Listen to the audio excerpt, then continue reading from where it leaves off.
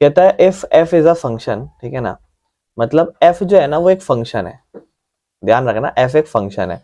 तो फंक्शन है वो क्या दिखा रहा है, कह रहा है सेटिस्फाई कर रहा है कि function of x plus y is equal to function of x, और कहीं ना कहीं ये मल्टीप्लाई हो रहा है function of x into function of y, जहां पर एक्स और वाई जो दोनों नंबर होंगे वो नेचुरल नंबर से बिलोंग करेंगे, ठीक है ना। और मेरे भाई ये ना समझना शुरू कर दो, अगर ये नहीं समझोगे तो आधी बार भी बर्बाद होने लग जाएगी, पल्ले नहीं पड़ेंगी चीजें, रिलेशन एंड फंक्शन भर भर के आएंगी चीजें। इसलिए जब अभी 11वीं के बेसिक पढ़ रहे हो ना, जब क्या कहते हैं polynomials, sorry relation and function पढ़ो या सेट पढ़ो, ये सच दैट कैसे पढ़ते हैं इसको ढंग से पढ़ लेना, क्योंकि मेरे भाइयों ये यहाँ नहीं, और खुद से बुक से रीड करके पढ़ना, क्योंकि जब जितना ज्यादा दिमाग खुद से लगा पाओगे ना उतनी एक मन में आपका कंसेप्ट और क्लैरिटी बनेगा और 12th में चीजें इजी रहेंगी। वरना आप अपने लिए कुछ बेसिक चीजें कॉम्प्लिकेटेड करते जाओगे, कहोगे भैया पूरा बुक तो अलग बात है, मुझे तो यही पल्ले नहीं पड़ता, ये क्या है, और हो सकता है मैं पढ़ा रहा हूँ किसी को पल्ले नहीं, कोई एक्सप्लेन ना कर पाए, तो ध्यान रखना इस चीज को, ठीक है ना। एक्स और वाई नेचुरल नंबर से बिलोंग करते हैं इस तरीके से कि जो फंक्शन ऑफ वन है वो इज इक्वल टू में 3 है, और ये वाली बात तो देखो सम होती है, ठीक है ना, ये आपने बाइनोमियल थ्योरम में देख रखा था, sum of N X is equal to 1, जहां पर फंक्शन ऑफ एक्स यानी कि एक तरीके से सम दे दिया जो कि आपको कहते हैं 120 है, ठीक है ना, यानी कि एक तरीके से ये एक्स से लेकर ये फंक्शन एक तरीके से आपको एन का मतलब सम ऑफ एन दे दिया, एक तरीके से आपको ये काइंड ऑफ एक तरीके से ऐसा समझ लो कि सबको जोड़ के 120 आ जाएगा।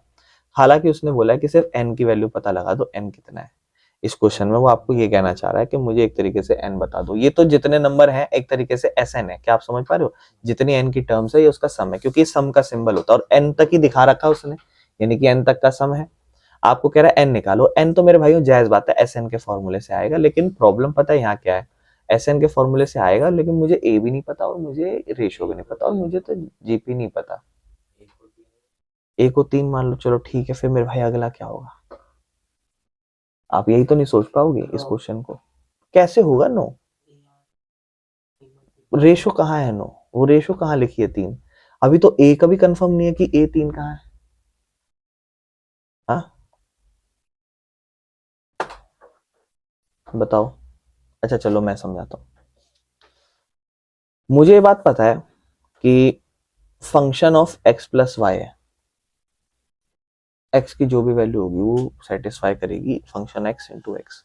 फॉर एग्जाम्पल मैं लिख रहा हूँ, बहुत ध्यान से सुनना, मुझे पता है f one is equal to क्या है, 3 है, तो अगर मैं इसको लिखूंगा तो फॉर एग्जाम्पल मैं लिख रहा हूँ फंक्शन एक्स को मैं लिख रहा हूँ ऐसा फंक्शन ऑफ वन, मुझे पता है 1 और एफ एक्स, ठीक है ना, ये एक्स की जगह मैं 1 लिख रहा हूँ, और फंक्शन ऑफ वाई भी मैं क्या लिख रहा हूँ 1, तो ये कहीं ना कहीं बराबर होगा फंक्शन ऑफ 1 प्लस 1, क्या ये बात समझ रहे हो, और ये क्या होगा फंक्शन ऑफ 2, क्योंकि मुझे पता है F1 तो क्या है 3 है, इधर इस F1 को क्या लिखोगे 3 और इस F1 को क्या लिखोगे, तो आपका फंक्शन ऑफ 2 कितना आ गया, क्या ये बात समझ पा रहे हो।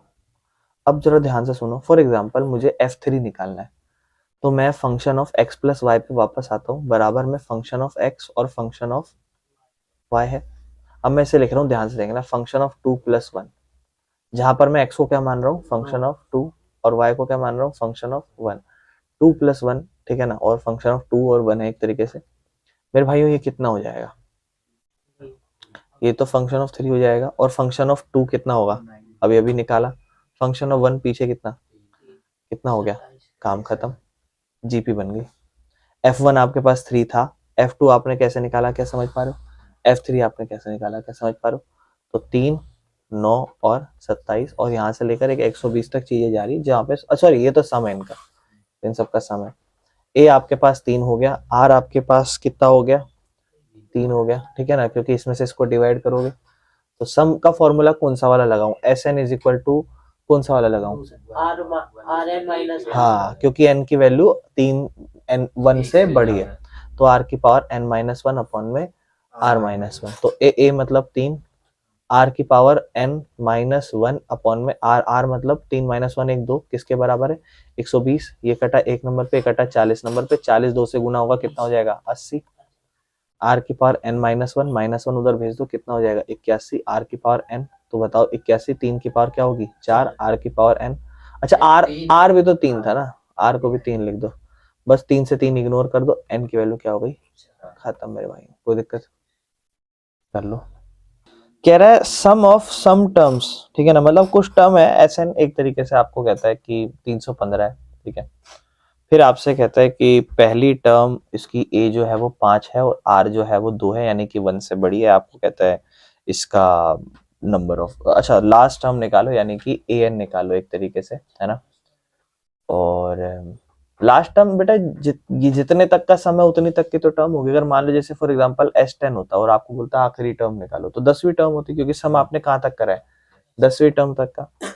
अब आपको इसमें करना क्या है, आप जब इस क्वेश्चन को करोगे तो आप लिखोगे यहाँ पर कि सबसे पहले तो Sn वाला फॉर्मूला लगाओगे, n निकालोगे, तो आप लिखोगे a इंटू आर की पावर n-1 अपॉन में r-1 बराबर में कितना, 315, और a की वैल्यू 5 लिखोगे, r है आपके पास 2 की पावर n-1 अपॉन में 2 माइनस से 1 ही हो जाएगा, 315 है, इसको 5 के पहाड़े में एक नंबर पर 6 और 3 63 हो जाता है, 2 की पावर n बराबर में 63 और माइनस 1 उधर जाके हो जाएगा 64, और 2 की पावर मेरे भाइयों n है और ये हो जाएगा 2 की पावर 6, तो n की वैल्यू कितना हो जाएगी, 6।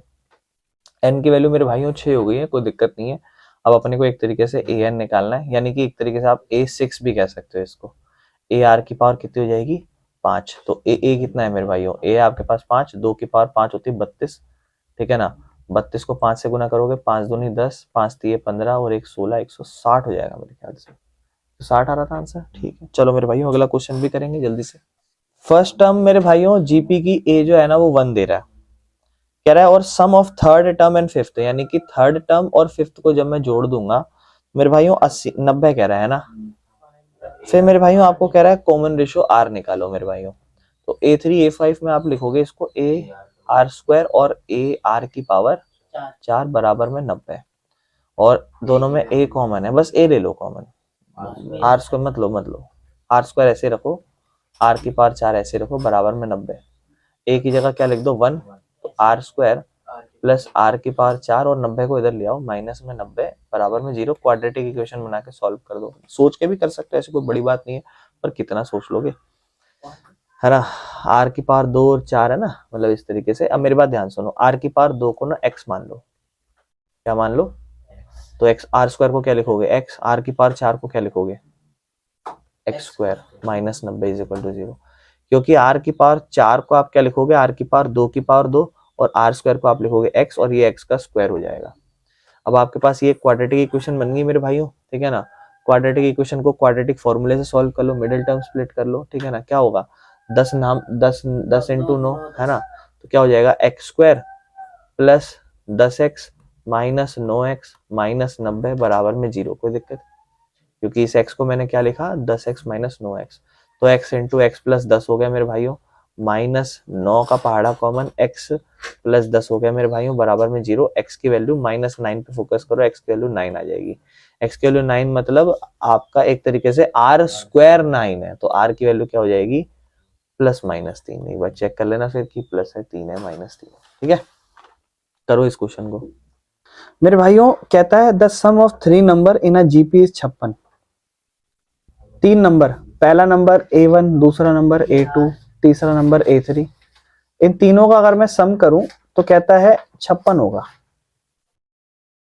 ठीक है ना। फिर कहता है अगर हम सब्ट्रैक्ट कर दें इसमें से 1 और इसमें से 7 और इसमें से 21, तो हमें एक एपी बन जाएगी, मतलब उसके बाद जो बनेगी सीरीज वो एक एपी बन जाएगी। तो कह रहा है वो नंबर क्या है, उन नंबर के बारे में पता लगाओ, मतलब वो first number, second number, third number actual में है क्या, वो एक तरीके से आपको पता लगाना है। वो नंबर ये जो नंबर है ना स्टार्टिंग में, नंबर क्या है, समझ रहे हो। तो सबसे पहले आपको ये जीपी वाला केस दे रखा है, तो आप पहले नंबर को ए लिखोगे, सेकंड नंबर को लिखोगे ए आर, थर्ड नंबर को लिखोगे ए आर स्क्वायर, किसके बराबर कर दोगे, क्या कॉमन है तीनों में, क्या बनेगा 1 प्लस आर स्क्वायर, किसके बराबर है, 56 इसको लिख देते हैं साइड में, ये काम खत्म। इसके बाद मेरे भाइयों आपको कहता है कि अगर मान लो फर्स्ट नंबर था जिसको हम क्या लिखेंगे A-7, ये ऐसे हो गया, दूसरा नंबर सेकंड AR माइनस, अच्छा sorry, first number A-1, second number AR-7, और थर्ड नंबर अगर मैं ये कर दूंगा तो ये अब ये बन गई, ये सीरीज जो है ना ये एपी है। इसमें से इसको माइनस कर दो, क्या आएगा? D difference. इसमें से इसको माइनस कर दो, क्या आएगा? और दोनों क्या होंगे? equal इसमें से करते हैं माइनस, क्या होगा? A R minus 7 minus A minus 1, ठीक है, बराबर में इसमें से ये माइनस ए आर स्क्वायर माइनस, उसमें क्या करोगे? minus AR -7, यही होगा। ब्रैकेट ओपन करो, A R -7 minus A minus plus 1, ठीक है ना, बराबर में क्या होगा मेरे भाई? ए R square minus 21 minus A R minus minus, plus कोई दिक्कत मेरे भाई? ठीक कर लो थोड़ा, क्या हो जाएगा? A R minus A minus में 6, ये हो जाएगा ए R square minus A R minus में, 14 कटेगा नहीं, इधर ले आओ, सबको इधर ले आओ, क्या होगा? A R minus A minus 6 minus A R square plus A R plus में 14 बराबर में, ये दोनों सॉल्व हो जाएंगे, ए आर और ए आर 2 AR, ये क्या होगा?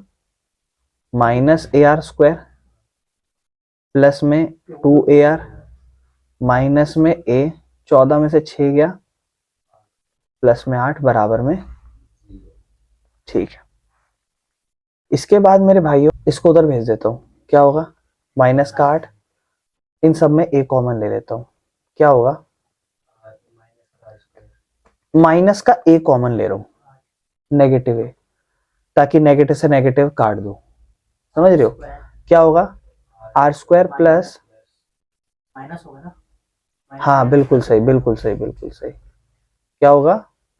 माइनस आर, है ना, और माइनस 2R और प्लस प्लस में 1, ठीक है ना, नेगेटिव से नेगेटिव कट गया, ये बना a into 1 plus r square minus 2R बना एक तरीके से, बराबर में किसके? 8 के। ये देखो, ये एक इक्वेशन दिख रही है आपको अब, और ये एक इक्वेशन दिख रही है ना, इन दोनों को आपस में कंपेयर करते हैं एक तरीके से, ठीक है ना, मतलब एक दूसरे से अपॉन में रखते हैं, डिवाइड करते हैं काइंड ऑफ, ठीक है, दोनों रेशो को, ये हमारा 1 है और ये हमारा 2 है, दोनों को आपस में डिवाइड करते हैं, तो क्या होगा? a into 1 plus R r plus r square, equal में 56 और इसको डिवाइड करते हैं इससे, A 1 plus r square minus 2R बराबर में 8, a से a कटेगा, ताकि सब, ये इसलिए करा ताकि ना सब r में रह जाए थोड़ा सा, ये कटेगा 1 नंबर पे, 7 नंबर पे, ये क्या होगा? 1 प्लस आर स्क्वायर बराबर में, इस पूरे नंबर को उधर ले जाओ तो क्या होगा? 7 into 1 plus r square minus 2R, तो 1 प्लस आर स्क्वायर बराबर में 7 जमा 7R स्क्वायर माइनस 7 दूनी 14R, ठीक है ना।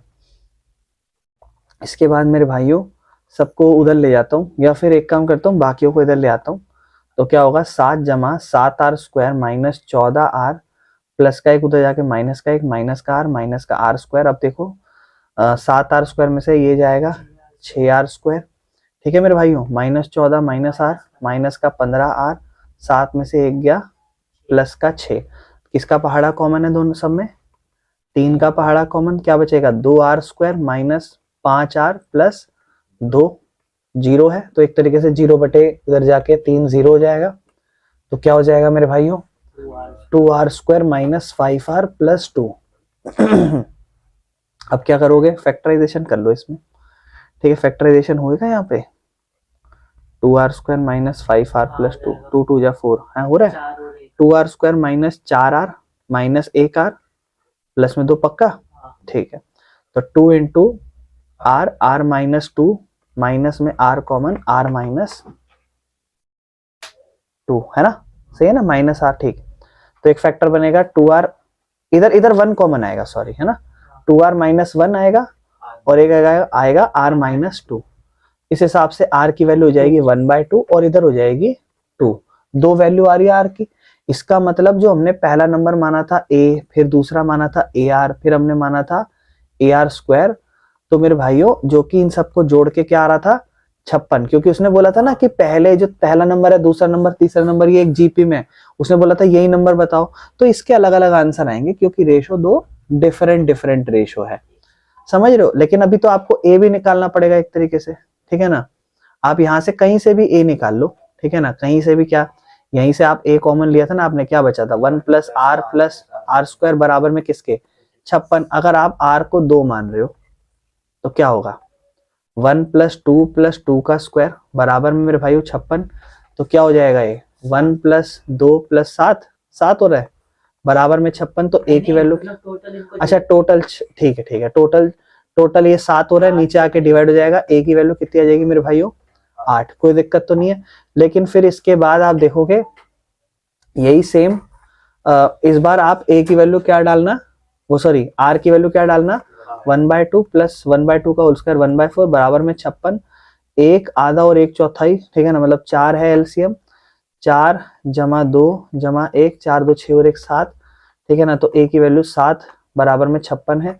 7 एक नंबर पे, 8 नंबर पे, 8 चौक 32। इस हिसाब से ए की वैल्यू यहाँ क्या आ रही है 32। यहाँ ए की वैल्यू 8 है, डिफरेंस कितने का है ए आर है ना, तो 8 8 16 और 32, ये एक बन जाएगा। अब आप समझिए 32 है तो अगला क्या होगा 16 और ये 8। कुल मिला के आप इस क्वेश्चन को समझो, इस क्वेश्चन में करना क्या था आपको। इस क्वेश्चन में एक 3 नंबर दिए थे और इनको कहा था कि ये जीपी में है और इन तीनों नंबरों को जोड़ेंगे तो क्या बनेगा 56। लेकिन अगर इन्हीं नंबरों में 1 घटा दो, 7 घटा दो, 21 घटा दो तो वो क्या बन जाता है एपी बन जाता है।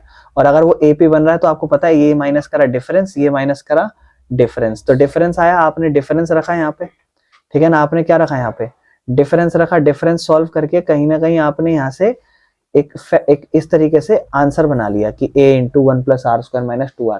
एक सिचुएशन आपके पास ये बनी, एक सिचुएशन आपके पास ये थी। फिर आपने 1 को डिवाइड कर दिया 2 से, तो यहां लिख देना कि हम डिवाइड कर रहे हैं किसको 1 को किससे 2 से।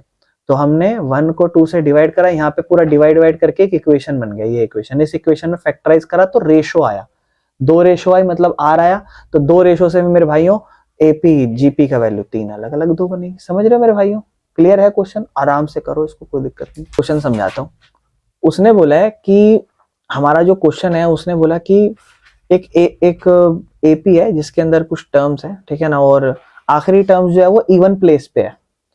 जीपी है एक, ठीक है ना, तो जीपी में पहला आप ए कहोगे A1, फिर आप कहोगे A2, फिर आप कहोगे A3, इस तरीके से ऐसे ऐसे करके जो आखिरी प्लेस होगा ये इवन नंबर पे होगा। तो इसलिए हमने इसको कहा है AN नहीं कहते इसको, क्योंकि ये इवन प्लेस पे है, तो इसे हम कहते हैं A2N।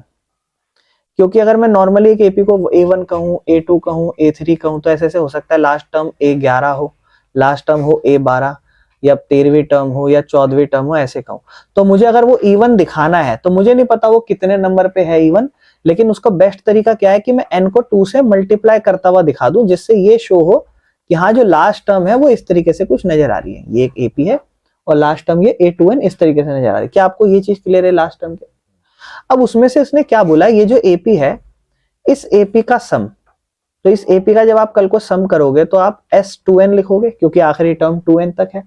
तो आप लिखोगे भैया कि a इंटू 1 माइनस आर की पावर n लिखते हैं, यानी कि कितने नंबर तक है, ये तो 2n नंबर तक है, तो आप r की पावर 2n लिखोगे, अपॉन में 1 माइनस आर कर दोगे। क्या ये चीज क्लियर है? इसका जो सम है वो इसके ऑड प्लेस को उठा लो सबको और उस ऑड प्लेस के 5 गुना करो, उसके बराबर है। ऑड प्लेस का सम और उसके 5 गुना है। इसका ऑड प्लेस पहला उठाओ, क्या लिखोगे A1, दूसरा उठाओ क्या लिखोगे A3, और ऐसे ही करके अगला A5 होगा, ठीक है ना, और उन सब का 5 गुना करना है और उन सबको भी जोड़ना है।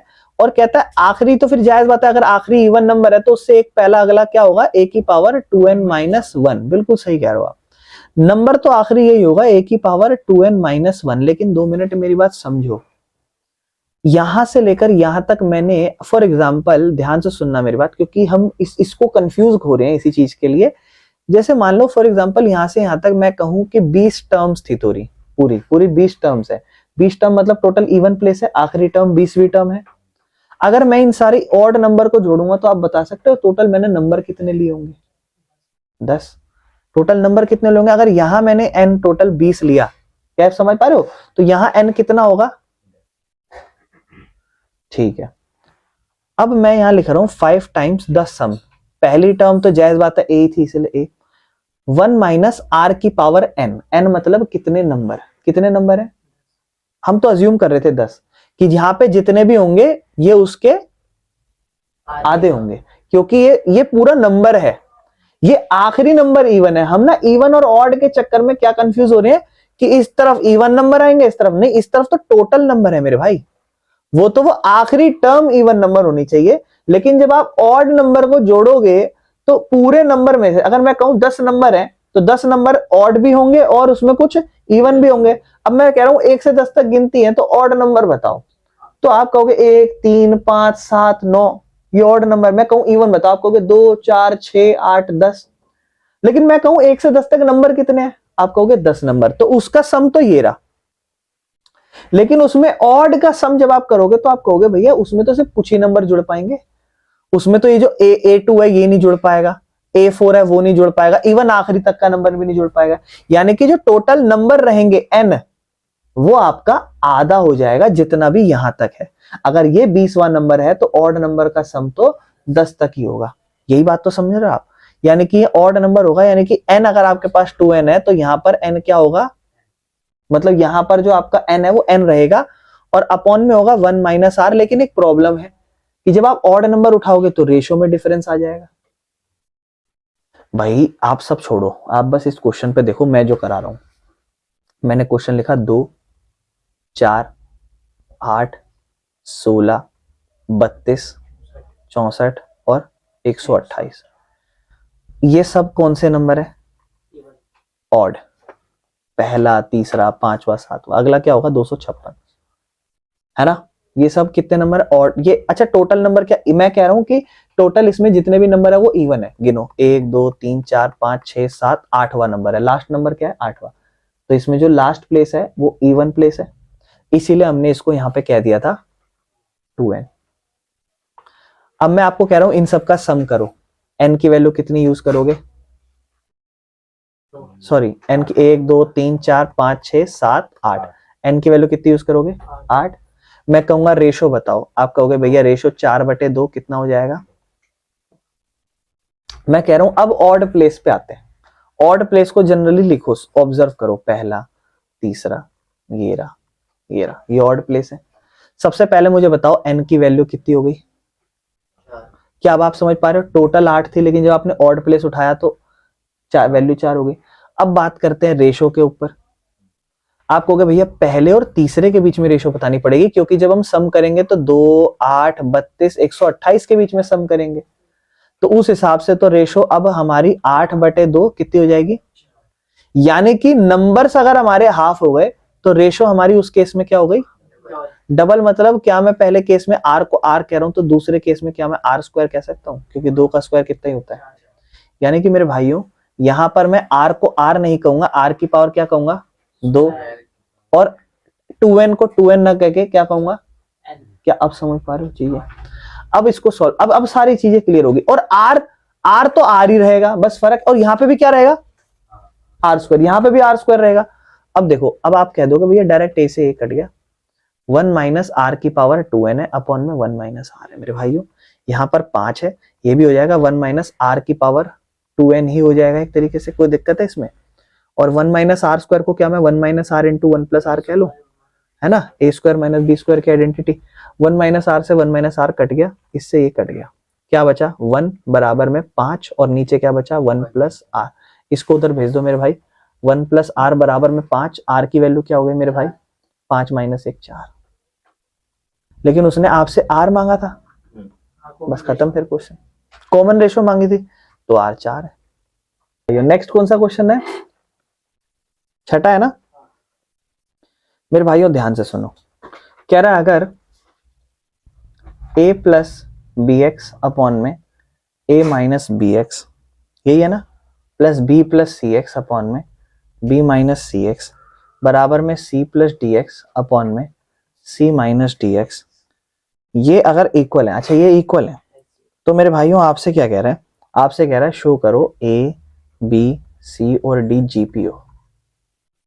मेरे भाइयों जीपी के लिए क्या होना चाहिए, आपको पता है बी अपॉन में ए रेशो निकालता है और सी अपॉन में बी क्या निकालता है, रेशो। ये बराबर आ जाए तो काम खत्म।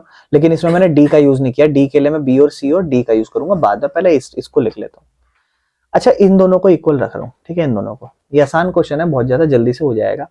इसको इधर ले जाओ, क्रॉस मल्टीप्लाई, ए प्लस बी एक्स है मेरे भाइयों, किससे मल्टीप्लाई होगा, बी माइनस सी एक्स है, और ये इधर बी प्लस सी एक्स है, और इधर इसको ले जाओगे तो किससे मल्टीप्लाई होगा, ए माइनस बी एक्स। इसमें कोई दिक्कत है मेरे भाइयों, ए बी से मल्टीप्लाई होगा क्या हो जाएगा, ए बी, ए सी से होगा माइनस ए सी एक्स लिख दो, बी से होगा क्या होगा, बी स्क्वायर एक्स, ये क्या होगा मेरे भाइयों, minus b c x square. कोई दिक्कत मेरे भाइयों, बस क्रॉस मल्टीप्लाई तो करिए, बी को फिर ए से करो, क्या होगा, ए बी, बी माइनस में बी स्क्वायर एक्स, फिर ये होगा मेरे भाइयों माइनस में सी एक्स ए है तो माइनस में सी ए एक्स हो जाएगा, या ए सी एक्स भी लिख लो, कोई दिक्कत नहीं है। फिर ये प्लस माइनस फिर से क्या हो जाए, अच्छा ये प्लस होता मेरे भाइयों, ठीक है ना, ये प्लस होता, और फिर मेरे भाइयों ये माइनस में बी सी एक्स स्क्वायर हो जाएगा मेरे भाइयों। अब देखो ध्यान से, ये इससे कट गया मेरे भाइयों, कोई दिक्कत, ये इससे कट गया मेरे, क्या क्या रह गया इधर, माइनस ए सी एक्स रह गया और प्लस में बी स्क्वायर एक्स रह गया, बराबर में इस तरफ क्या रह गया, minus B square X plus A C X. अच्छा एक बार चेक कर लो क्या सारा कैलकुलेशन सही करा, ये इससे पॉजिटिव, ये फिर इससे नेगेटिव, ये फिर इससे पॉजिटिव, ये इससे नेगेटिव, है ना, और फिर ये इससे पॉजिटिव, ये इससे पॉजिटिव, ये इससे नेगेटिव, ये इससे पॉजिटिव, ये इससे नेगेटिव, ठीक है। अब मेरे भाइयों यहाँ पर ध्यान से देखते हैं, अगर अपन कुछ कॉमन है एक्स का, है ना, तो क्या हो जाएगा ये मेरे भाई यहाँ पर माइनस ए सी प्लस बी स्क्वायर एक तरीके से, और मेरे भाइयों यहाँ पे कुछ कॉमन है एक्स, क्या बनेगा, ए सी माइनस बी स्क्वायर एक तरीके से यहाँ बनेगा, इससे एक्स कट जाएगा एक तरीके से। और यहाँ पे हम क्या कर सकते हैं, इसके बाद बी स्क्वायर को इधर ले आते हैं तो 2b स्क्वायर हो जाएगा, और ए सी को उधर ले आते हैं तो ए सी प्लस ए सी हो जाएगा, कोई दिक्कत, मतलब ये माइनस ए सी है उधर चला गया प्लस ए सी, है ना, ए सी और ए सी प्लस में ये माइनस का बी स्क्वायर इधर आया, और इधर भी बी स्क्वायर था, बी स्क्वायर 2b स्क्वायर, कोई दिक्कत। अच्छा 2b स्क्वायर है तो इधर क्या होगा, 2ac और 2 से 2 काट दो, बी स्क्वायर को लिखो b गुना में b, और इधर लिखो a अपॉन में c। आपको प्रूफ क्या करना था, b by a is equal to c by b, b by a is equal to c by b। इस b को उधर भगा दो, इस a को नीचे भगा दो, तो क्या हो जाएगा, b by a is equal to, हो गया प्रूफ। क्योंकि जो जीपी है वो क्या है, ए बी सी डी, ये जीपी प्रूफ करनी है, और जीपी का रेशो क्या होता है, बी बाय ए बराबर में, आपको जब ये आपने काम करा है ना तो आपको अब दूसरा स्टेप करना पड़ेगा। यहाँ पे दूसरा स्टेप क्या, इसका इसके साथ और फिर इन तीनों का, तो इससे क्या होगा, सी बाय बी बराबर में डी बाय सी, जहां से क्या निकलेगा, C square is equal to B D, और इनके साथ क्वेश्चनों में एक्स एक्स होगा ताकि ये सब कट कटा जाएंगे। सिमिलरली यही काम करना है, सिमिलरली इस तरीके से ये जीपी हो जाएगी मेरे भाई, कोई दिक्कत है। 8वें पे आओ, कहता है अगर A B C and D जो है ना, कहता है ये जीपी है, तो कहता है प्रूव करो ए की पावर एन प्लस बी की पावर एन कॉमा बी की पावर एन प्लस सी की पावर एन कॉमा सी की पावर एन प्लस डी की पावर एन, ये भी जीपी में हो, प्रूव करो मेरे भाई, ठीक है ना। ध्यान से सुनो, मैं थोड़ा समझाता हूँ, जल्दी से ट्राई करना। ये कह रहा है आपको जीपी है, ये जीपी है, तो इसका मतलब क्या होगा, हाँ, पहली टर्म ए, फर्स्ट टर्म ए कहोगे, ए कह दो ऐसे, सेकंड टर्म बी कैसे कहोगे, थर्ड टर्म सी कैसे कहोगे, फोर्थ टर्म डी कैसे कहोगे, ठीक है, या इनकी वैल्यू डाल दो। अब 2 मिनट सुनना मेरी बात ध्यान से, ये क्या है कि इसको प्रूव करो ये जीपी में हो, तो इसका डिवीजन इससे और इसका डिवीजन इससे दोनों क्या आने चाहिए, तो अब ध्यान से आओ, चलो मैं ही करा देता हूं, आ जाओ। इसका डिवीजन इससे रेशो निकालेगा, क्या होगा, बी की पावर एन प्लस सी की पावर एन अपॉन में क्या होगा, ए की पावर एन प्लस, मुझे बताओ बी की मतलब क्या होगा, ए आर की पावर क्या हो गई एन, प्लस सी की पावर एन मतलब ए आर स्क्वायर की पावर एन अपॉन में इसका क्या होगा, ए की पावर एन होगा प्लस बी की पावर एन क्या होगा मेरे भाई, ए आर की पावर, ठीक है ना। चलो इसका ब्रैकेट खुलेगा, ए की पावर एन होगा, आर की पावर एन होगा, प्लस इसका क्या होगा, ए की पावर एन और आर की पावर 2n, कोई दिक्कत। इसका क्या होगा, ए की पावर एन प्लस ए की पावर एन और आर की पावर एन, ठीक है ना, यही होगा। क्या कॉमन है, ए की पावर एन कॉमन है और आर की पावर एन कॉमन है, कोई दिक्कत। क्या बच रहा है यहाँ पे, 1 प्लस आर की पावर 2n थी, 2n मतलब एक बार n बच गई, समझ रहे हो, 2 बार n थी, अब एक बार n बच गई, समझ रहे हो। अंदर इस तरफ क्या कॉमन, a की पावर n कॉमन, क्या बचेगा 1 प्लस r की पावर n, कोई दिक्कत, ये इससे कट गया, ये इससे कट गया, आंसर क्या बचा r की पावर n। मतलब इस पूरे को सॉल्व करके जो पहले वाले का, अगर ये जीपी में है तो इन दोनों को सॉल्व करके रेशो क्या बन रही है, अगर इसको इससे डिवीजन करूं और फिर इस तरफ भी आंसर क्या बच जाए, तो ये एक जीपी होगी। आओ मेरे भाइयों नेक्स्ट देखते हैं क्या होगा। सेम वही c की पावर n प्लस d की पावर n किससे डिवाइड होगी, b की पावर n प्लस c की पावर n। अब आपको पता है ये तो पूरा आंसर यहां तक यही आया था ना, इसको सेम रिपीट लिख दूं क्या, ये तो देखो ना पूरा आंसर तो आपको पता ही है, यही है सेम। लेकिन c की पावर n नहीं पता, c की पावर n को क्या लिखोगे मेरे भाई, ए आर स्क्वायर की पावर n प्लस d की पावर n, मतलब ए आर की पावर 3 की पावर n, और अपॉन में मेरे भाई इस तरफ आप पूरा लिख दो डायरेक्ट कॉमन करके, a की पावर n r की power n into 1 plus r की पावर n। शॉर्ट में लिख रहा हूं क्योंकि मुझे पता है पूरा ये लिखने के बाद यही आएगा। इस तरफ क्या कॉमन है मेरे भाई, a की पावर n लिख देता हूं चलो पहले, फिर ये r की पावर क्या 2n, फिर इधर क्या a की पावर n और मेरे भाई r की पावर 3n, और नीचे तो ऑलरेडी a की पावर n और r की पावर n आ चुका है, और अंदर 1 प्लस r की पावर n है ही। इसके बाद मेरे भाइयों इनमें क्या कॉमन है, a की पावर n और r की पावर 2n, तो यहां बच जाएगा 1, और इधर r की पावर 3n में से एक 2 बार कॉमन आ गई तो एक बार बच गई, और इधर a की पावर n और 2 की पावर n, और यहाँ 1 प्लस r की पावर n, ये कट गया मेरे भाई, ये कट गया, और r की पावर n आएगी ना नीचे, अच्छा नीचे r की पावर n है, तो ऊपर r की पावर 2n है और नीचे r की पावर n है, तो 2 बार है, 2 बार में से एक बार कटेगी तो एक बार बच जाएगी r की पावर n। कोई दिक्कत तो नहीं मेरे भाइयों, जल्दी से निपटाओ इस क्वेश्चन को। मेरे भाइयों नेक्स्ट क्वेश्चन पे आओ। अच्छा कंपोनेंडो डिविडेंडो याद है ना, है, देखो ऐसा क्वेश्चन इससे अगला नजर आ रहा होगा, है ना। चलो खैर अभी तो क्वेश्चन नंबर 9 पे आते हैं। कहता है a और b रूट्स हैं इस क्वाड्रेटिक इक्वेशन की, x square minus 3x plus p, इसकी क्या है, a और b क्या है इसकी रूट्स। इसका मतलब रूट्स मतलब ये अल्फा एक तरीके से और ये एक तरीके से। अच्छा आपको पता है अल्फा प्लस बीटा जोड़ के क्या आता था, माइनस b बाय ए, और दूसरी चीज अल्फा इंटू बीटा गुणा करके क्या आता था।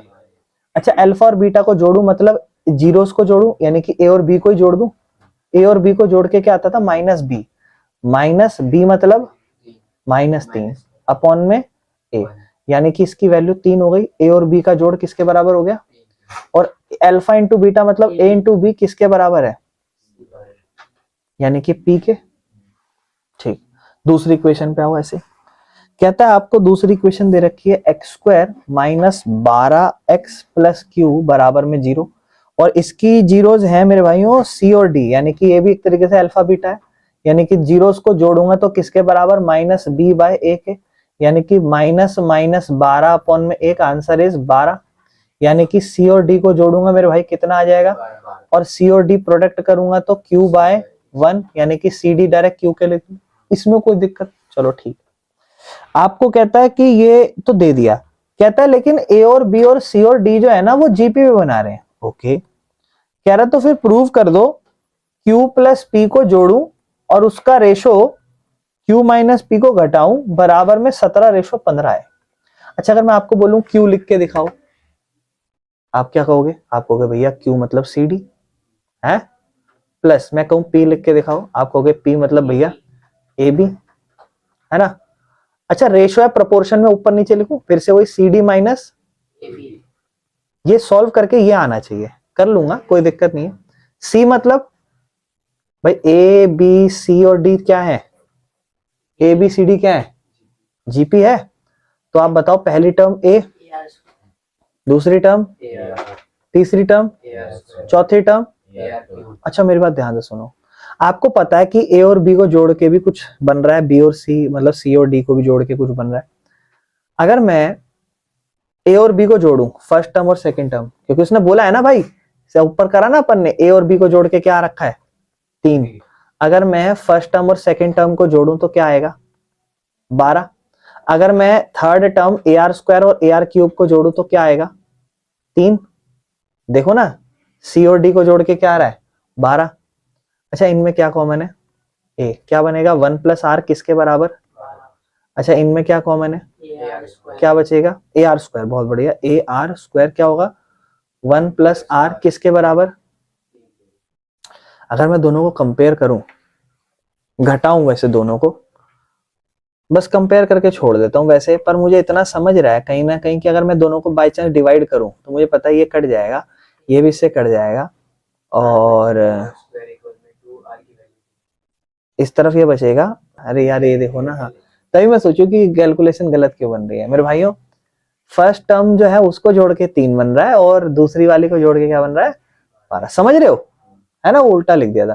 तो अब इसे काट दो, है ना, डिवाइड कर दो, तो क्या बचेगा 1 अपॉन में आर स्क्वायर किसके बराबर 1/4 के बराबर। ये समझ रहे हो, 3 और ये कट जाएंगे, उस हिसाब से रेसिप्रोकल कर दो चाहो तो आर की वैल्यू एक तरीके से क्या आ जाएगी +-2।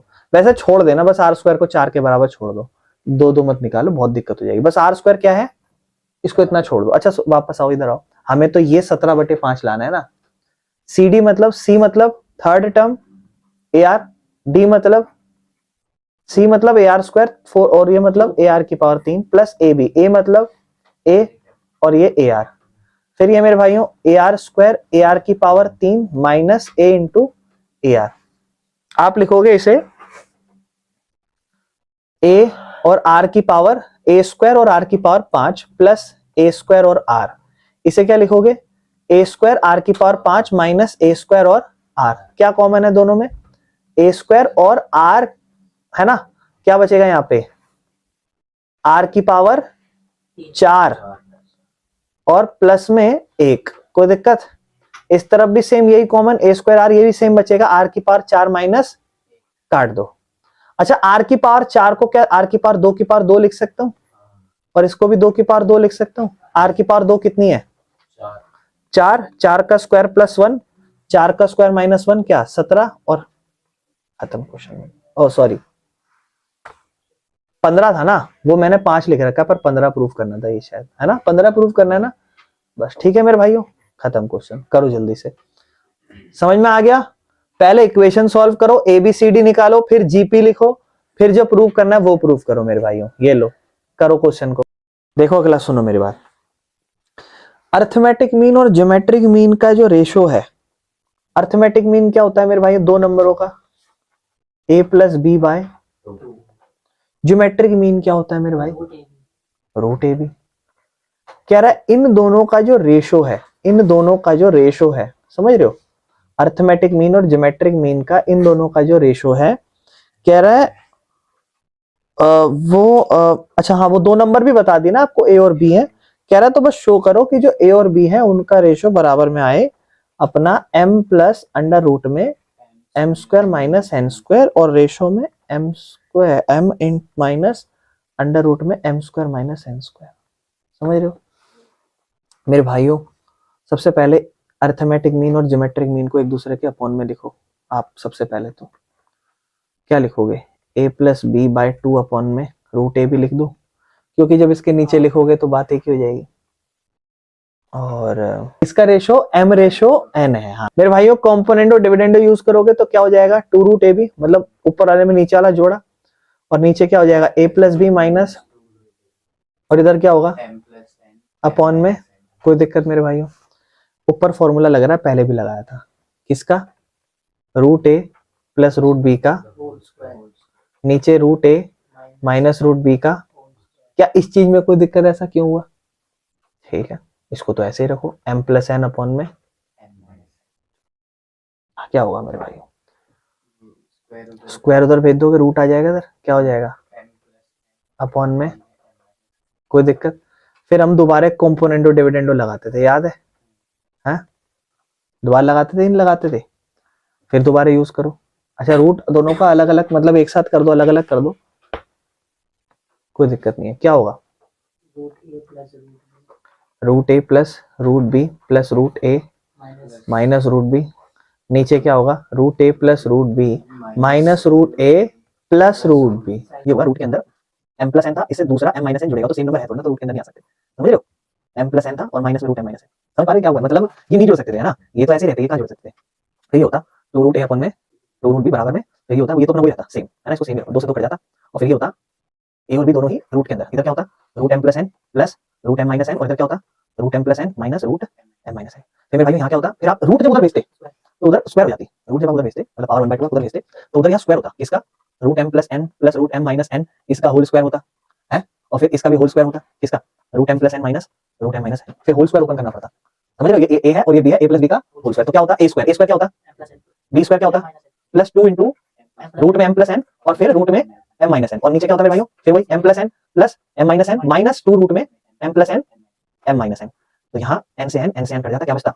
2m अपॉन में इधर भी 2m और प्लस में 2 रूट, इसको m square minus n square भी कह सकता हूँ, a plus b into a minus b, ठीक है ना? और इसको 2 रूट में m square minus n square, ठीक है? दो से मतलब दो सब में कॉमन आ जाता बाहर, तो अंदर बचता m प्लस अंडर रूट में m square minus n square, और नीचे होता m माइनस में under root m square minus n square, दो से दो कट जाता, इधर तो अकेले लेफ्ट में a बाई b बचता, तो a बाई b का रेशियो आ जाता m प्लस अंडर रूट में m square minus n square, और इधर होता m माइनस अंडर रूट में m square minus n square.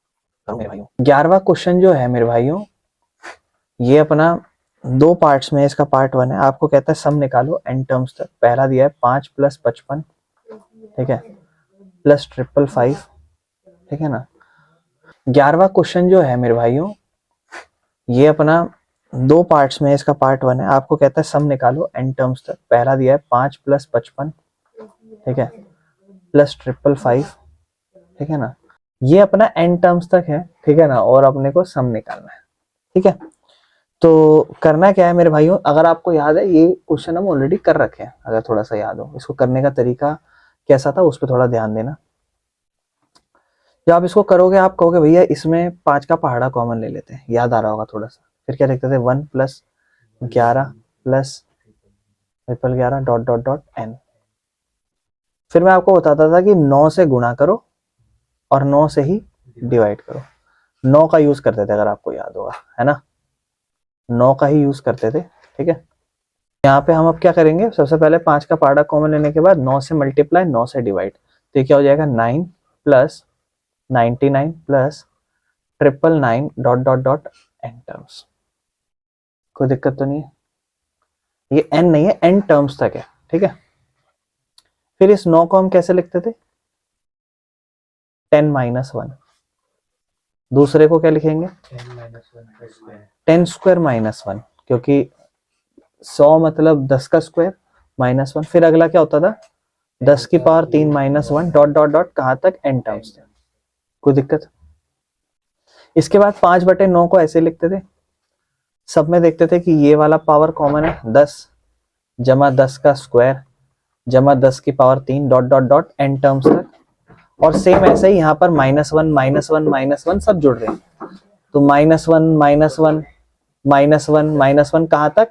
n terms तक। कोई दिक्कत इस चीज में?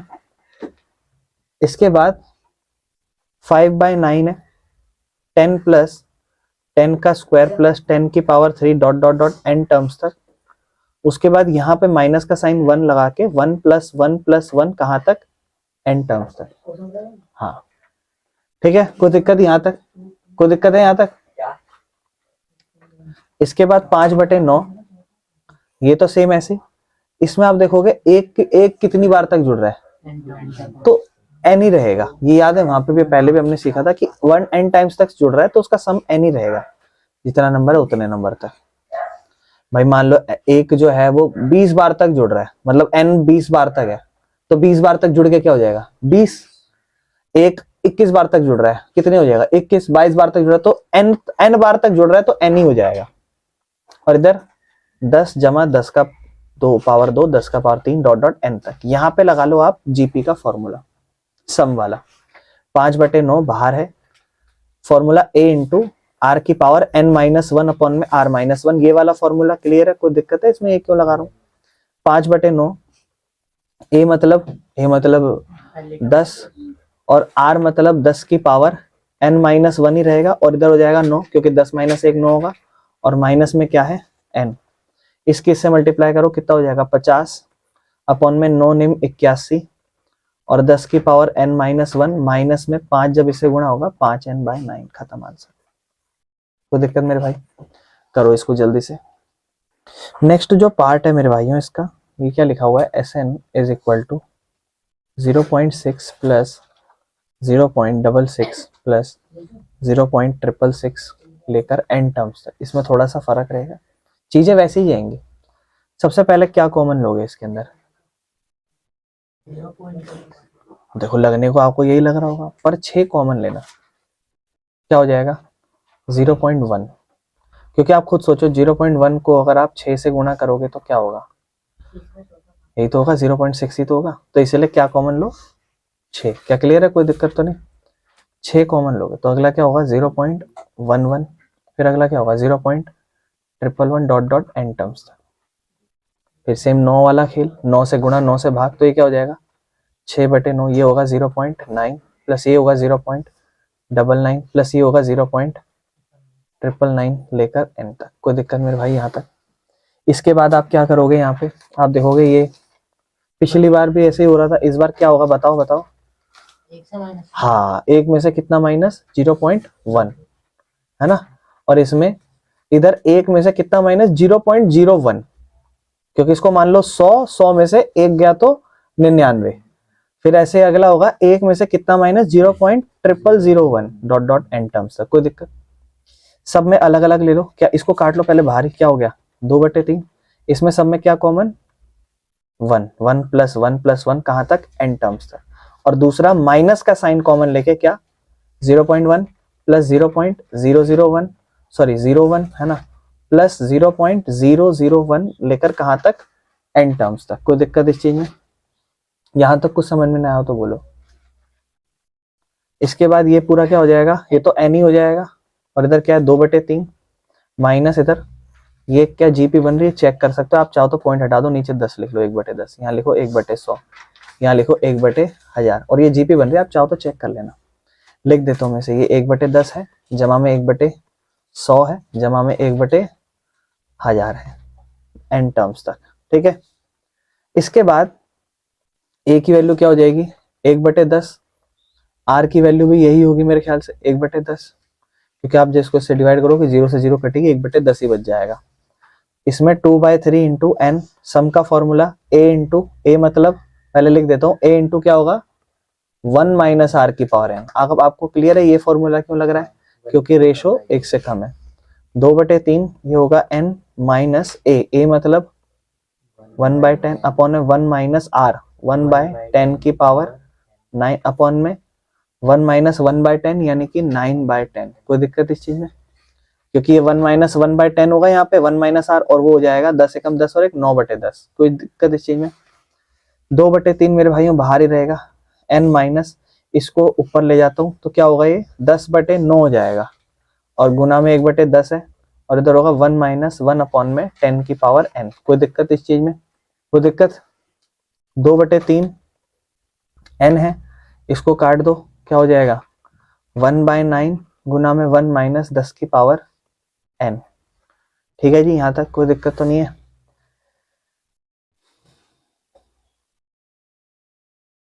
2/3 बाहर ही रखो, n माइनस ब्रैकेट के अंदर 1/9 को भी ऐसे ही रखते हैं।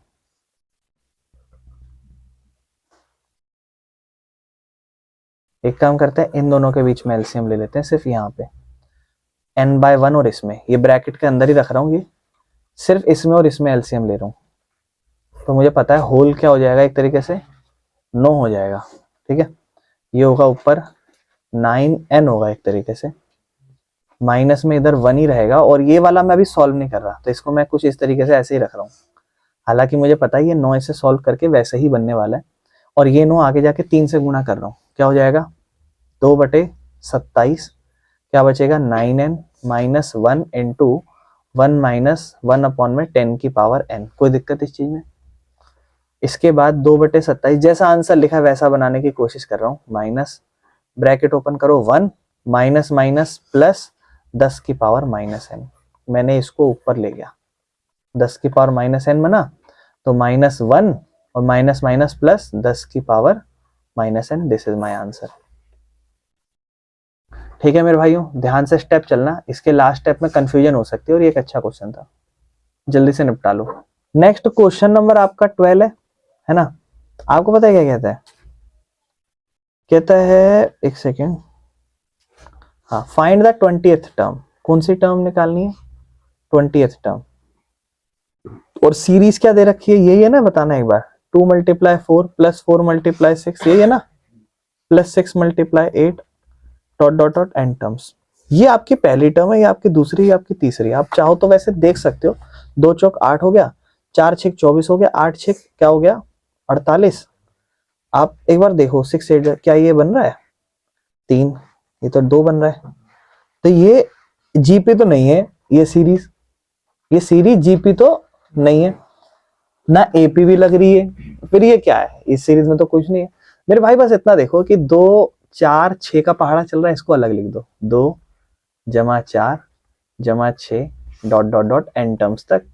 और आप देखो दूसरी सीरीज है 4 6 8, तो दूसरा अलग लिख दो, 4 + 6 + 8 ... n टर्म्स तक। मैंने दोनों को अलग कर दिया और लिखा दिया कि ये दोनों गुणा हो रही है, क्योंकि कहीं ना कहीं पहला नंबर दूसरे नंबर से गुणा हो रहा है। ये पहली सीरीज जारी नहीं जा रही, देखो 2 4 6, पहली सीरीज जारी है कि नहीं जा रही, और ये जा रही है दूसरी सीरीज। और दूसरी सीरीज पहली सीरीज का पहला नंबर और दूसरी सीरीज का पहला नंबर दोनों आपस में क्या हो रहे हैं। तो मैंने क्या करा ना, पहली सीरीज को पूरा अलग लिख दिया ऐसे, और दूसरी सीरीज को यहाँ पे अलग लिख दिया। और मैं कह रहा हूं कि इसको मैं अगर ध्यान से देखूं तो यह मुझे एपी नजर आ रहा है, और मैं इसको देखूं तो ये भी मुझे एपी नजर आ रहा है। इस एपी का मैं एक 20वां नंबर निकाल लेता हूं और इसका भी 20वां नंबर निकाल लेता हूं, और दोनों के 20वें नंबर की गुणा कर दूंगा, मुझे इसका 20वां टर्म पता चल जाएगा। तो मैं इस एपी का क्या करता हूँ, 20वां टर्म निकालता हूँ, जो होगा a + 19d। क्या होगा, a = 19 × d कितना है, 2, 38 38 और 2 40, इसका 20वां टर्म 40 आ गया। इसका 20वां टर्म क्या होगा, a + 19d है, और d इसका फिर से 2 ही होगा, a कितना है 4, ये मेरे भाइयों 38 कितना हो जाएगा 42। यानी कि आप खुद ही सोचो, जो इसका 20वां टर्म आएगा वो होगा 40 और गुना में 42। और आप चाहो तो इन दोनों को सॉल्व करके लिख सकते हो, क्या आंसर होगा 40 और 42 का, 0 0, 4 दूनी 8, 4 चौक 16, 0 8 6 1, 1680 होगी इसकी 20वीं टर्म। खत्म क्वेश्चन, कर लो, जल्दी से निपटाओ।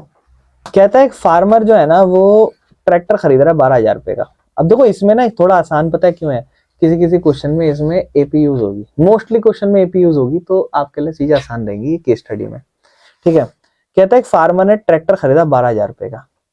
इसके बाद उसने करा क्या, 6,000 रुपए तो पैसा दे दिया हाथों हाथ, और कह रहा है बचे हुए 6,000 रुपए को उसने सोचा कि हर साल 1200 रुपए, 500 रुपए, और उस पर जो भी 12% का ब्याज लगेगा वो चुकाऊंगा। तो आपसे कह रहा है बताओ कितने रुपए का उसको ट्रैक्टर पड़ेगा, जरा बता दो। कह रहा है कितने रुपए का उसको ट्रैक्टर पड़ेगा, बता दो। ठीक है ना। अब मेरे भाई ध्यान समझो, ये 12,000 रुपए में आप आज 6,000 रुपए तो पे कर रहे हो, अब आपको कितना पे करना है, और हर महीने कितना दोगे। अच्छा हर साल है ना, हर साल कितना दोगे, 500 रुपए। और 2 मिनट उसको इग्नोर करो, मेन तो इस अमाउंट को आप कैसे चुकाओगे, 500 500 करके, यानी कि 12 साल में चुकेगा। कई बार समझ पा रहे हो भाई, आप हर साल कितना पैसा चुकाओगे, 500। मेन पैसा तो 500 चुकाओगे, ब्याज को अलग है, ब्याज तो जितना पैसा बचेगा उस पर लगता रहेगा, लेकिन मेन तो आप 12 साल में चुका पाओगे ऐसे, है ना। अब ध्यान से सुनो, पहले साल तो आपने भर दिया, अब जब after 1 year, end of 1 year, जब एंड ऑफ 1 ईयर होगा, उस साल में आप पहले बोलोगे लो भैया 500 रुपए ले लो। लेकिन पूरे साल आप पे कर्जा कितना चढ़ा हुआ था, 6,000 का या 12,000 का, 6 का। तो उस 6,000 रुपए पे आप कितना % ब्याज दोगे, 12% ब्याज दोगे, 720 रुपए ब्याज भरना पड़ेगा आपको। फिर जब आपका ईयर 2 एंड होगा, तब आप फिर 500 रुपए भर दोगे। लेकिन आपके पास जब ईयर 1 से ईयर 2 का टाइम था, तो उसमें आपके पास कर्जा कितना था, अब 6,000 का तो कर्जा रहा नहीं, 2500 का रहेगा। क्योंकि आपने 6,000 में से 500 का तो कर्जा चुका दिया, अब आपका कर्जा रहा सिर्फ 5500 रुपए। तो अगले साल जब आप ब्याज भरोगे तो वो 5500 पे भरोगे, कितना परसेंट? 12%, 0 ठीक है ना। 12 को 55 से गुना कर दो, 550, ठीक है ना।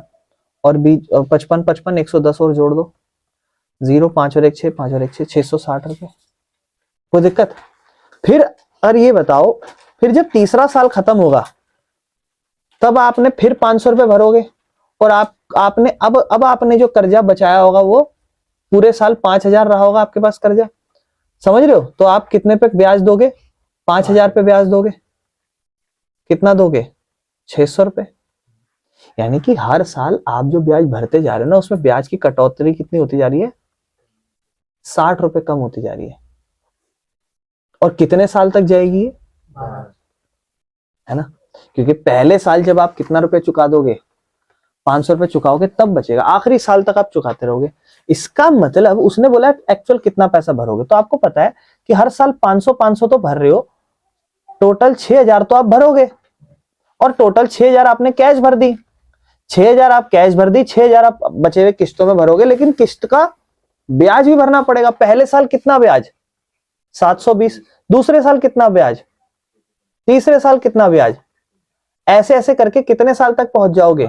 12वें साल तक, 12 टर्म्स तक। ए की वैल्यू कितनी? 720। डी की वैल्यू कितनी? माइनस का 60। तो इसका A12 निकालना चाहिए, S12 निकालना चाहिए। पहले यही भरोगे, यही भरोगे, यही भरोगे, ये सारा भरोगे ना, तो इसका मतलब आपको S12 निकालना चाहिए। अब सुनो, S12 का फॉर्मूला क्या होगा? 12/2 इंटू पहली टर्म प्लस आखिरी टर्म। आखिरी टर्म कितनी निकाली आपने? 60।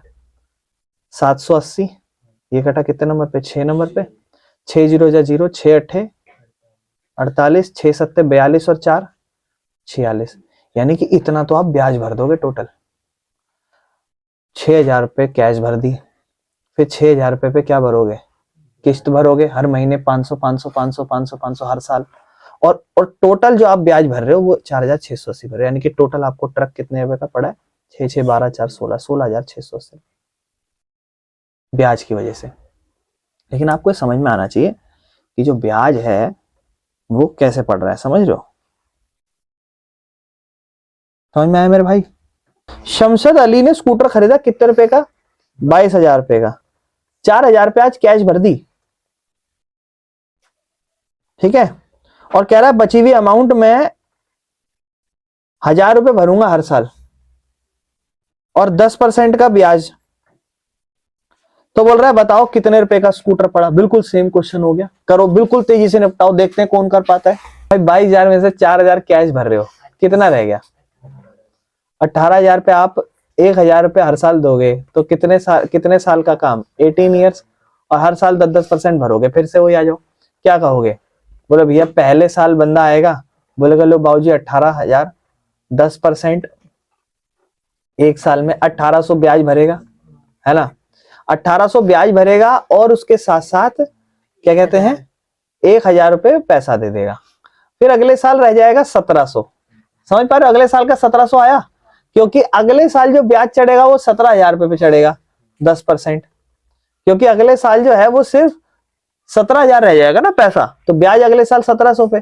तो ब्याज आपका 18,000, 1,800, 1,700, 1,600 करके ऐसे ऐसे 18 साल तक।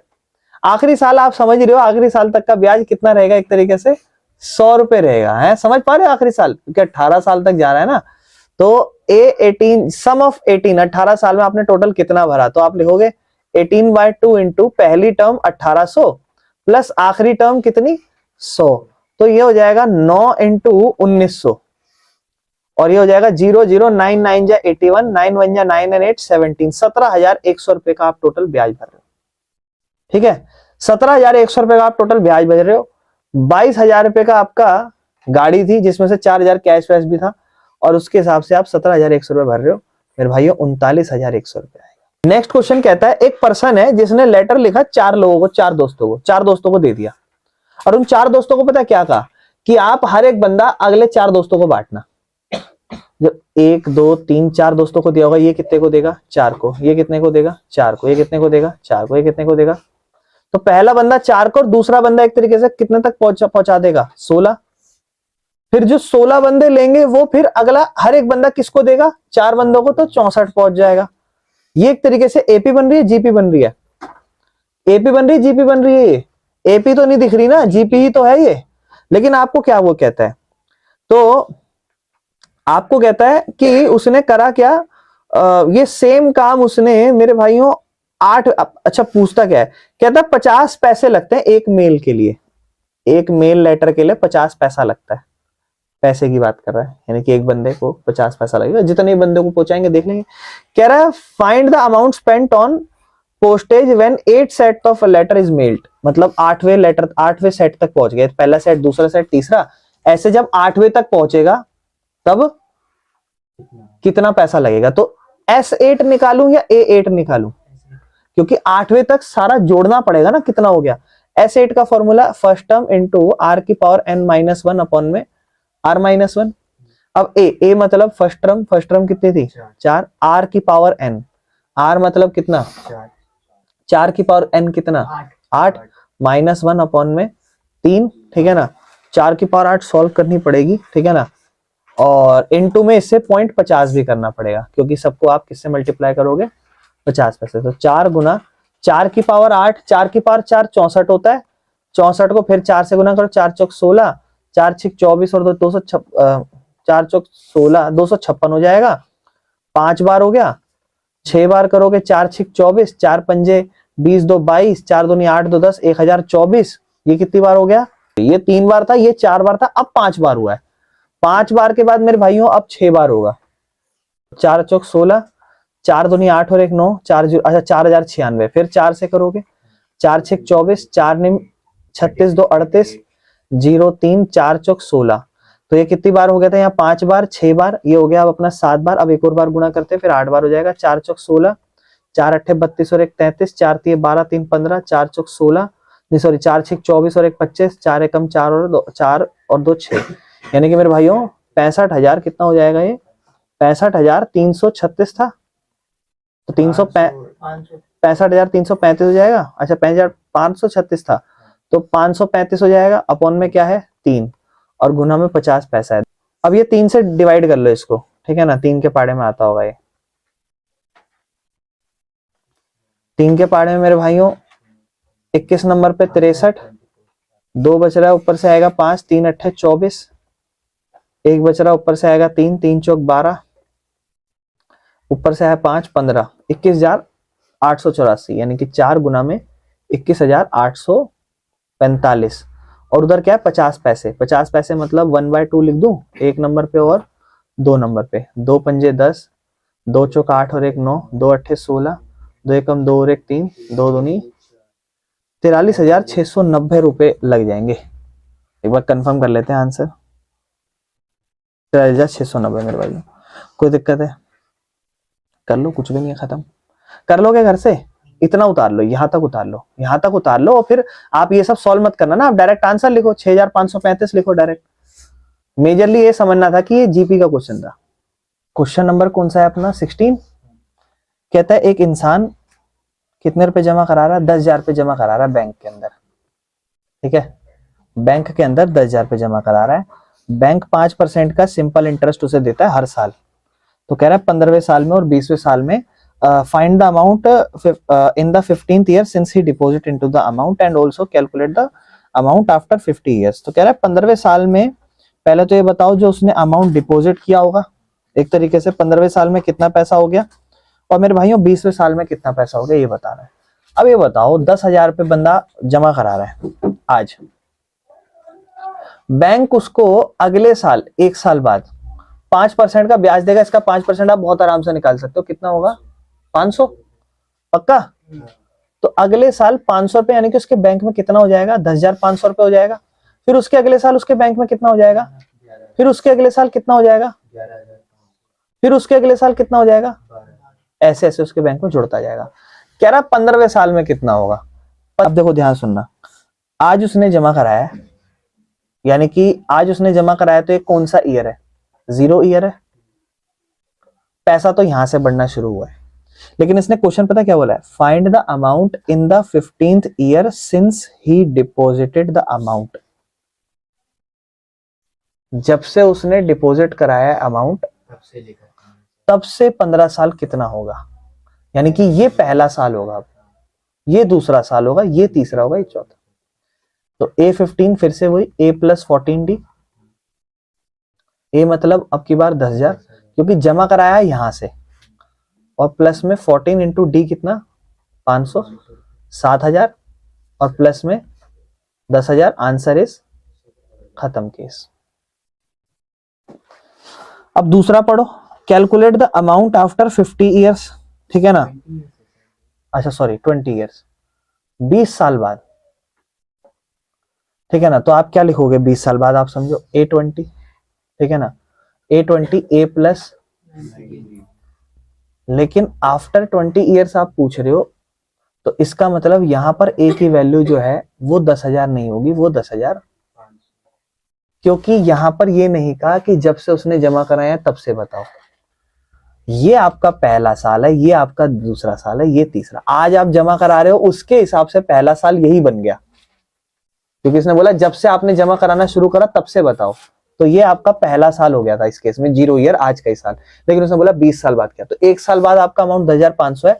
तो उस हिसाब से जब आप देखोगे तो आपका A 10,500 होगा, क्योंकि आपकी फर्स्ट टर्म उस केस में क्या होगी 10,500, ठीक है ना। प्लस 19 इंटू डिफरेंस है 500, कितना हो जाएगा ये 9,500 हो जाएगा ना, प्लस ये कितना होगा 10,500, 20,000 हो जाएगा, ठीक है 20,000 इसका आंसर है भाई। बस खत्म क्वेश्चन। डेप्रिसिएशन टाइप क्वेश्चन है ये, मजेदार रिटर्न डाउन वैल्यू वाला सीन है। क्या कहता है क्वेश्चन नंबर 17 है ना, मैन्युफैक्चर वाला है ना। कहता है एक मैन्युफैक्चरर जो है ना वो अपनी वैल्यू को क्या कहते हैं, एक वैल्यू की मशीन है जो उसने खरीदी, ऐसा समझ लिया। फिर उसके पास एक मशीन है 15,625 रुपए की, और ये हर साल 20% डेप्रिशिएट होगी। तो 5 साल बाद क्या सीन रहेगा बताओ। आफ्टर फर्स्ट ईयर 20% घट जाएगी, फिर उसके बाद 20% घट जाएगी, फिर उसके बाद 20% घट जाएगी, ऐसे ऐसे होगा। लेकिन वो जो घटेगी वो वैल्यू जितनी है उस पर घटेगी। अब समझो ये वाला क्वेश्चन 2-3 तरीके से हो सकता है।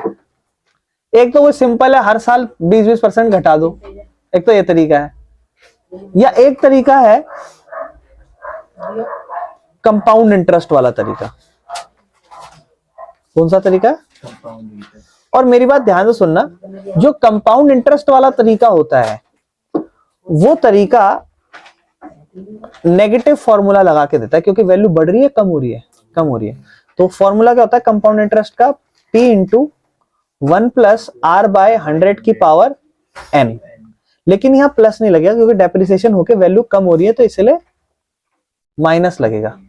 प्रिंसिपल कितना 15,625 गुना में 1 माइनस रेट कितना है 20%, है ना। 20% लिखोगे, अपॉन में 100, 20/100, इंटू में टाइम कितना 5 साल। कितना हो जाएगा ये 80/100, कितनी बार 15,625। 15,625 इसको काट दो, 4/5 हो जाएगा, यानी कि 4 की पावर और 5 की पावर दोनों की पावर कितनी बार 5 बार। 4 की पावर 5 बार कितनी होगी 1024 आई थी। 5 की पावर 5 बार कितनी होती है 3,125 होती है, याद रखना। 5 की पावर 4 625 होती है, ये याद रखना। इसके बाद देखो ध्यान सुनो, 1 नंबर पे 5 नंबर पे कट गया, ठीक है। 1 नंबर पे 5 नंबर पे 5 चौक 20, 5 दूनी 10 और 2 12, 5 0 0 1, 5 एकम